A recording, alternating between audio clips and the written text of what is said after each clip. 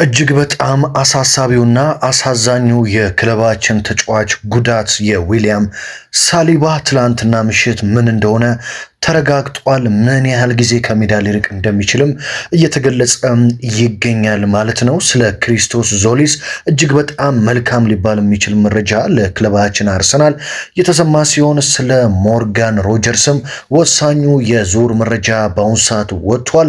እንደተለመደው ወደ እናንተ በአማረ መልኩ አቀርባለሁ። እንደናችሁ በያላችሁበት ሰላም እየተመኘው በቀጥታ ወደ መረጃዎቹ ነው የምወስዳችሁ። ይህንን ቻናል ሰብስክራይብ ያላደረጋችሁ የአርሰናል የመድፉ ደጋፊዎች ሰብስክራይብ በማድረግ ቤተሰብ መሆን አትርሱ። በቀጥታም ወደ መረጃው ልወስዳችሁ ነው። ቪዲዮ ላይክ አድርጎ መጀመር አትርሱ። እንግዲህ የምንጀምረው እጅግ በጣም ከሚወደደው የክለባችን አርሰናል መሰረት ከሆኑ ተጫዋቾች መካከል ዋነኛ ስለሆነው ስለ ዊሊያም ሳሊባ ነው ማለት ነው። በነገራችን ላይ የዊሊያም ሳሊባን ጉዳት ተከትሎ ክለባችን አርሰናል ወደ ዝውውር መስኮቱ የመሃል ተከላካይ ለማስፈረም ይገባል ተብሎ ይጠበቃል። እንደሚታወቀው ዊሊያም ሳሊባ ባለፈው ዓመት በክለባችን አርሰናል ሲጫወትም ከጉዳት ጋር እጅግ እየታገለ በማደንዘዣ ጭምር እየታገዘ ጨዋታዎችን ያደርግ እንደነበር የሚታወቅ ነው። በፈረንሳይ ብሔራዊ ቡድንም ይህንን የዓለም ዋንጫ በማደንዘዣ እየታገዘ እንዲጫወት ከሕክምና ባለሙያዎች ፍቃድ እንደተሰጠውና ልክ የዓለም ዋንጫው እንደተጠናቀቀ የቀዶ ጥገና ሕክምና እንዲያደርግ ፍቃድ እንደተሰጠው ተሰምቶ ነበር። ትላንትና እንግዲህ ጨዋታውን እያደረገ ያለ አይታችኋል። ኳስ ይዞ ወደኋላ እየተመለሰ አልቻለም። መጨረሻ ላይ ኳሱን ትቶ ነው የወደቀው። ስለዚህ ተቀይሮም ሲወጣ አይታችሁ ከሆነ ለሕክምና ባለሙያዎቹ ጀርባዬ በቃ ሄደዋል እያለ ሲነግራቸው ነበር። ማይ ባክ ኢዝ ጎን እያለ እየነገራቸው እንደነበረ አፉ ሲንቀሳቀስ እንግዲህ ታይቷል ማለት ነው። እና የዊሊያም ሳሊባ ይህ የጀርባ ጉዳት በስተመጨረሻም በጣም ወደ ከፋ አደጋም ሄዷል። የሕክምና ባለሙያዎች እየገለጹ እንዳለው ከሆነ ዊሊያም ሳሊባ ሙሉ ለሙሉ ለአንዴና ለመጨረሻ ጊዜ ከዚህ የጀርባ ጉዳቱ እንዲገላገል የቀዶ ጥገና ህክምና ወይም ደግሞ ሰርጀሪ መሰራት እንዳለበት ገልጸዋል ማለት ነው። ታዲያ ዊሊያም ሳሊባ በቀጣይ ህክምናው በደንብ ከተደረገለት በኋላ በሚቀጥለው ሳምንት የቀዶ ጥገና ህክምና እንደሚያደርግ ተገልጿል በአሁኑ ሰዓት ማለት ነው። ይህንን የሚያደርግ ከሆነ ታዲያ ዊሊያም ሳሊባ በርከት ያሉ ጨዋታዎች ልክ የእንግሊዝ ፕሪሚየር ሊጉ ሲጀመር እንደሚያመልጠው ይጠበቃል። ፕሪሚየር ሊጉ ሊጀመር በነገራችን ላይ 1 ወር ከ6 ቀን ወይም ከ5 ቀን አካባቢ ነው የቀረው። ስለዚህ ከዛን ጊዜ ጀምሮ ማለት ነው ወደ 3 ወይም ለ4 ወር የሚጠጋ ጊዜ ከሜዳ እንደሚርቅ ይጠበቃል። ይህም ማለት ዊሊያም ሳሊባን ምናልባትም እስከ ህዳር ወይም ደግሞ የገና በዓል እስኪመጣ ድረስ በሜዳ ላይ ሙሉ በሙሉ ላንመለከተው እንደምንችል ነው መረጃዎች የሚያሳዩት። ይህንን ተከትሎ አርሰናል የግራ ተከላካይ ማስፈረም እንደሚፈልግ ይታወቃል። የግራ መስመር ተከላካይ አሁን ደግሞ የመሃል ተከላካይ ለማስፈረምም ግዴታ ውስጥ መግባቱና እየተመለከተ እንደሚገኝ መረጃዎች ያመላክታሉ ማለት ነው። በተለይ የዘንድሮ የዓለም ዋንጫ እንግዲህ ለአርሰናል ከበድ ያለ ዜናን አሁንም ይዞ እንዳይመጣ ይፈራል። ዛሬ ምሽትም እንግሊዝ ከአርጀንቲና ጨዋታ ታደርጋለች። የዴክላን ራይስ ይታወቃል ከህመሙ ጋር እየታገለ ነው ጨዋታ እያደረገ የሚገኘው። ቡካዮ ሳካ ሙሉ በሙሉ ሳያገግም ነው ለሀገሩ እየተጫወተ የሚገኘው። ስለዚህ ሌላ በጣም ወሳኝ ተጫዋቾቻችንን እንዳናጣ፣ በተለይ ሳሊባ በጣም ወሳኝ የክለባችን ተጫዋች እንደሆነ ይታወቃል። እሱን አተን እዚህ ላይ ዴክላን ራይስ ወይ ሳካን የምንጨምር ከሆነ በጣም ከባድ ስለሚሆን ከፍተኛ ስጋት በአርሰናል ቤት አድሯል ማለት ነው። እንግዲህ ስለ ዊሎ ያለው መረጃ ይህንን ይመስላል። ወደ ዝውውር የተወሰኑ ወሬዎች ደግሞ ልውሰዳችሁ። በተለይ ስለ ክሪስቶስ ዞሊስ፣ ሞርጋን ሮጀርስ እና ቡርኖ ጉማሬሽ እየተሰሙ የሚገኙ አዳዲስ መረጃዎችን እናነሳለን። ስለ ክሪስቶስ ዞሊስ ነው መጀመሪያ ልነግራችሁ የምፈልገው፣ ምክንያቱም የክሪስቶስ ዞሊስ መረጃ በስተመጨረሻም አስደሳች ምዕራፍ ላይ ደርሷል። በተለይም ሊያንድሮ ትሮሳርድ የቱርኩን ክለብ ቤሽክታሽን በይፋ መቀላቀሉን ትላንትና ተከትሎ ክለባችን አርሰናል የክሪስቶስ ዞሊስን ዝውውር እያፋጠነው ይገኛል። አሁን ከደቂቃዎች በፊት ታዲያ ዘ አትሌቲክስ ዴቪድ ኦርንስቲን፣ ቤን ጃኮብስ፣ ፋብሪዚዮ ሮማኖን ጨምሮ ስካይ ስፖርት፣ ቢቢሲ ታማኝ የሚባሉ የመረጃ ምንጮች እያጋሩት እንደሆነ ክሪስቶስ ዞሊስ ከአርሰናል ጋር ሙሉ በሙሉ በግል ጥቅማ ጥቅም ጉዳይ ከስምምነት እንደደረሰም አረጋግጠዋል። አርሰናልም ኦፊሻል ጥያቄ ለክለብ ብሩጅ በሚቀጥሉት 48 ሰዓታት ውስጥ ያቀርባል ተብሎ ይጠበቃል። የግል ጥቅማ ጥቅም ጉዳይ ምንም ጥያቄ አይሆንም።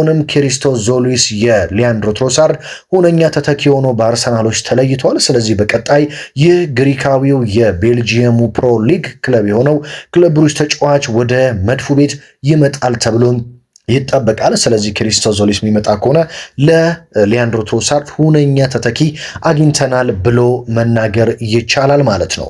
በተያያዘ ዜና ስለ ሞርጋን ሮጀርስ ጉዳይ ስናነሳ ስለ ሞርጋን ሮጀርስ ጉዳይ በተለይ ከዛሬ ማለዳ ጀምሮ አሳሳቢ ሊባሉ የሚችሉ መረጃዎች እየተሰሙ ይገኛሉ። በተለይ በዚህ ክረምት ከአርሰናል ጋር በዝውውሩ እየተፎካከረ የሚገኘው በፕሪሚየር ሊጉም በደርቢ የሚፎካከረው ቶትንሃም ወደ ሮጀርስ ዝውውር በይፋ ተቀላቅሎ በከፍተኛ ሁኔታ እየሰራ ይገኛል።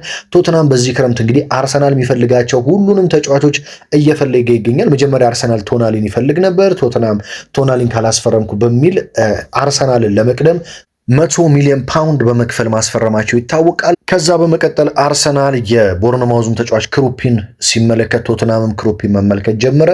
አሁን ደግሞ የአስቶን ቪላውን ተጫዋች ሮጀርስን አርሰናል የተጠየቀውን ብር የማይከፍል ከሆነ ቶትናሞች እኛ እንከፍላለን በሚል ከአስቶን ቪላ ጋር ድርድር መጀመራቸው እየተሰማ ነው የሚገኘው። እንደምታውቁት አስቶን ቪላዎች የሞርጋን ሮጀርስን የዝውውር ዋጋ በጣም ከፍ አድርገው እስከ 120 እስከ 130 ሚሊዮን ዩሮ እየጠየቁ ነው የሚገኙት ለሞርጋን ሮጀርስ። አርሰናል ደግሞ ይሄን ያህል መክፈል አይገባም፣ ለሞርጋን ሮጀርስ መቀነስ አለባችሁ፣ ቢያንስ ከ80 እስከ 90 ሚሊዮን ፓውንድ ባለው ወደ 100 ሚሊዮን ዩሮ የሚጠጋ ሂሳብ ማለት ነው፣ እሱን መክፈል እችላለሁ፣ ከዛ በላይ ግን በጣም ከባድ ነው እያለ ድርድር እያደረገ በሚገኝ ሰዓት ቶትናም እንግዲህ ያው በዚህ ክረምት በጣም በርካታ ተጫዋቾችን እያስፈረመ ይገኛል።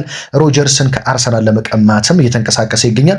ሮጀርስ ቅድሚያ የሚሰጠው ለአርሰናል ነው፣ ይሄ ምንም ጥያቄ የለውም። ሁሉም የዝውውር የመረጃ ምንጮች እንዳረጋገጡት ሞርጋን ሮጀርስ መቀላቀል የሚፈልገው አርሰናል ነው። ነገር ግን አርሰናል የተጠየቀውን ዋጋ አልከፍልም የሚል ከሆነ ከአስቶን ቪላ ወደ ቶትናም ለመሄድም ብዙ ጥያቄ እንደማያበዛ ሮጀርስ እየተነገረ ነው የሚገኘው። ያው አርሰናል የማይከፍል ከሆነ ፊቱን ያዞራል በሚል እንግዲህ ስጋት ገብቷል የአርሰናል ዝውውር ላይ ማለት ነው። ስለ ብሩኖ ጉማሬሽም ተመሳሳይ ጉዳይ ነው ያለው። ኒውካስትል ለዚህ ተጫዋች እንግዲህ ያስቡት ቀጣይ ዓመት 29 ዓመቱን ለሚይዝ ተጫዋች 100 ሚሊዮን ፓውንድ ካላመጣችሁ እያለ ነው የሚገኘው። ይሄ በጣም ፌር አይደለም ተብሎ በአርሰናሎች ዘንድ ይታመናል። አርሰናል በተለይ አንድሬ ቤርታ ከባድ የተባለ ድርድር እየጠበቃቸው ነው የሚገኘው በዚህ የክረምት የዝውውር መስኮት። በተለይ የእንግሊዝ ፕሪሚየር ሊግ ሁሉም ቡድኖች ራሳቸውን ለማጠናከር በጣም ነው የሚፈልጉት፣ ቶትናምን በሉ ሲቲ በሉት ዩናይትድን በሉት ሌሎች ቡድኖችም። ስለዚህ ቡድናቸውን ለማጠናከር ስለሚፈልጉ ብዙ ገንዘብ እያወጡ ይገኛሉ። የነሱ ብዙ ገንዘብ ማውጣት ደግሞ በተለይ እንደ ሲቲ እና ቶትናም ያሉ ቡድኖች ብዙ ገንዘብ ማውጣታቸው አርሰናል ብዙ ገንዘብ እንዲጠየቅ ምክንያት እየሆነም ይገኛል ማለት ነው። እኔ ግን በፍጹም አርሰናል ሞርጋን ሮጀርስን ለቶትናም ሊሰጥ አይገባም። አስቡት ሮጀርስን እንግዲህ በተቀናቃኛችሁ በደርቢያችሁ በቶትናም ስትቀሙ ሊፈጠር የሚችለው ስሜት በጣም ከባድ ነው ብዬ ነው ማስበው። አርሰናል በዚህ ክረምት ብቻ ጄረሚ ሞንጋን ከሌስተር ሲቲ ያስፈርማለሁ ብሎ በሲቲ ተወስዶበታል። ቶናሊን ለማስፈረም እንቅስቃሴ ጀምሮ በቶትናም ተወስዶበታል። አሁን ሮጀርስ የሚወሰድበት ከሆነ ትልቅ ችግር ውስጥ እንገባለን የሚል እምነት አለ። ነገር ግን የክለባችን ሁለተኛ ፈራሚ ሆኖ ያው ግብ ጠባቂ ያስፈርመናል። ሁለተኛ ፈራሚ ሆኖ በቀጣይ ክሪስቶስ ዞሊስ ክለባችንን አርሰናል ይቀላቀላል ተብሎ ሲጠበቅ ከክሪስቶስ ዞሊስ በመቀጠል እኔ በግሌ የምጠብቀው ሮጀርስን ነው። እስካሁን ድረስ ግን አርሰናል ለሮጀርስ ይፋዊ ጥያቄ ማቅረብ አልቻለም፣ የተጠራበትን ውድ ዋጋ ተከትሎ ማለት ነው። እንግዲህ ውድ አድማጭ ተመልካቾች የዕለቱ ወሳኝ የዝውውር እንደዚሁም የጉዳት መረጃ ይህንን ይመስላል። በተለይ የዊሊያም ሳሊባ የትላንትናው ጉዳት ለቀጣይ ዓመት ከባድ ፈተናን እንዲጠብቀን ያደርጋል። ግዴታ የመሃል ተከላካይ ማስፈረም ያለብን ይመስለኛል። አርቴታ ያሉትን ተጫዋቾች ይጠቀማሉ የሚል ከሆነም የምንመለከተው ይሆናል ማለት ነው። ስለ ሮጀርስ እና ዞሊስ እንደዚሁም ጉማሬሽ ያሉትን መረጃ ወደ እናንተ አደረስኩኝ በዋናው ቻናል። በዚህ በሁለተኛውም ቻናል በየቀኑ የክለባችን አርሰናል መረጃዎች እየደረሱ ይገኛሉ። ስለ ዊሊያም ሳሊባ ጉዳት፣ ስለ ዞሊስ እና ሮጀርስ ዝውውር ምን ትላላችሁ? ሀሳብ አስተያየታችሁን ኮመንት ላይ ልታስቀምጡልኝ ትችላላችሁ። ሀገር ውስጥ ከባህር ማዶ በመሆን የዚህ ቻናል ቤተሰብ የሆናችሁ የአርሰናል የመድፉ ደጋፊዎች በሙሉ ከልብ እያመሰገንኩኝ ዛሬ ምሽት ደግሞ የእንግሊዝ ብሔራዊ ቡድን ከአርጀንቲና ጋር ጨዋታውን ያደርጋል። ማን ወደ ፍጻሜው የሚያልፍ ይመስላችኋል? ትላንትና የስፔን ብሔራዊ ቡድን ፈረንሳይን እጅግ ባልተጠበቀ መልኩ 2-0 አሸንፋ ለፍጻሜ ደርሳለች። በስፔን ብሔራዊ ቡድን ውስጥ ሚኬል ሜሪኖ፣ ማርቲን ዙሜንዲ እና ዴቪድ ራያ የመሰሉ የክለባችን ተጫዋቾች አሉ። ዛሬ እንግሊዝ ብሔራዊ ቡድን ውስጥ ደግሞ እንደ ዴክላን ራይስ፣ ኤዜ፣ ማዱኬ እና ሳካን የመሰሉ የክለባችን ተጫዋቾች ከአርጀንቲና ጋር ፍልሚያቸውን ያደርጋሉ ማለት ነው። ማን ዋንጫውን ያሳካዋል? ዛሬስ ማን ወደ ፍጻሜ ያልፋል? ቀጣይ እሑድስ ማንና ማን በፍጻሜው የሚገናኙ ይመስላችኋል ከስፔን ጋር የሚለውን ኮመንት ላይ አስቀምጡልኝ። በሌላ ወሳኝ ጥንክር፣ በሌላ ወሳኝ የዝውውር መረጃ እስከምንገናኝ ድረስ በያላችሁበት ሰላም ተመኘሁላችሁ።